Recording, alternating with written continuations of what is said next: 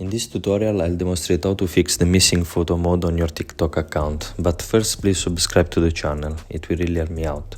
So to start, go to your TikTok account and access your profile.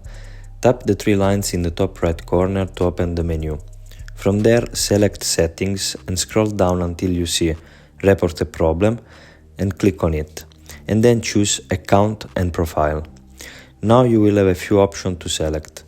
Click on Editing Profile, then click on Other, and finally click on Need More Help.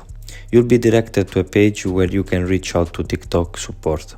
Compose your message like this: I'm missing the TikTok photo mode option on my account.